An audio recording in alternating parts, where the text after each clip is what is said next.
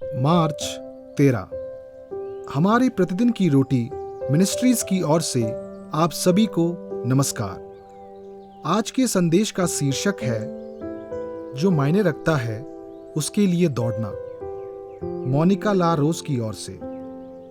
आज के पवित्र शास्त्र का भाग इब्रानियों अध्याय 11 39 से 12 के वचन 3 तक। विश्वास ही के द्वारा इन सब के विषय में अच्छी गवाही दी गई, तो भी उन्हें प्रतिज्ञा की हुई वस्तु ना मिली, क्योंकि परमेश्वर ने हमारे लिए पहले से एक उत्तम बात ठहराई कि वे हमारे बिना सिद्धता को ना पहुंचे। इस कारण जबकि गवाहों का ऐसा बड़ा बादल हमको घेरे हुए है, तो आओ हर एक रोकने वाली वस्तु और उलझाने वाले पाप को दूर करके वह दौड़ जिसमें हमें दौड़ना है धीरज से दौड़े और विश्वास के कर्ता और सिद्ध करने वाले यीशु की ओर ताकते रहें, जिसने उस आनंद के लिए जो उसके आगे धरा था लज्जा की कुछ चिंता ना करके क्रूस का दुख सहा और परमेश्वर के सिंहासन की दाहिनी ओर जा बैठा। इसलिए उस पर ध्यान करो जिसने अपने विरोध में पापियों का इतना विरोध सह लिया कि तुम निराश होकर साहस ना छोड़ दो। मुख्य वचन इब्रानियों अध्याय 12 वचन 1। इस कारण जबकि गवाहों का ऐसा बड़ा बादल हमको घेरे हुए है, तो आओ हर एक रोकने वाली वस्तु और उलझाने वाले पाप को दूर करके वह दौड़ जिसमें हमें दौड़ना है धीरज से दौड़े। मेरी दोस्त इरा के स्टेटस अपडेट पर मेरी आंखों में आंसू ना आना असंभव था।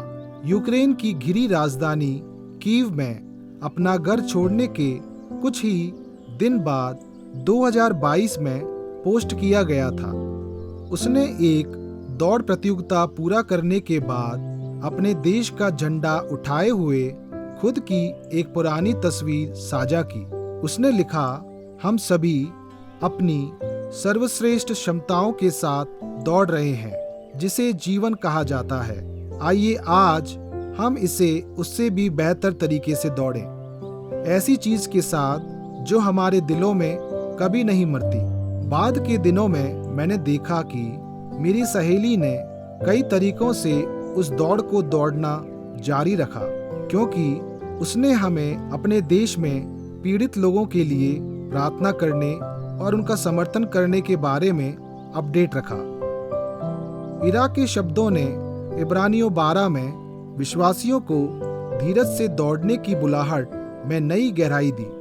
वह बुलाहट अध्याय 11 में विश्वास के नायकों का मार्मिक विवरण प्रस्तुत करती है।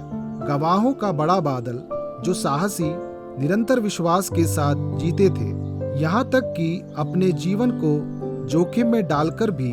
हालांकि उन्होंने सिर्फ दूर से देखा और दूर से मान लिया, वे उस अनंत वस्तु के लिए जी रहे थे जो कभी नहीं मिटती है।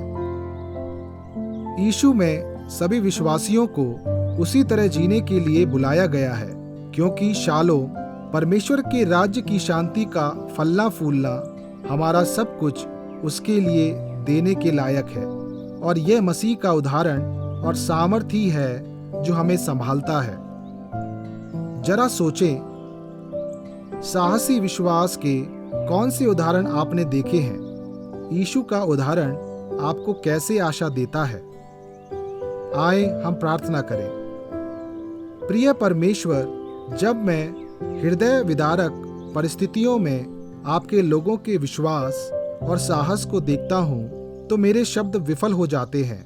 मुझे उसी तरह आपका अनुसरण करने का साहस दें। आमीन।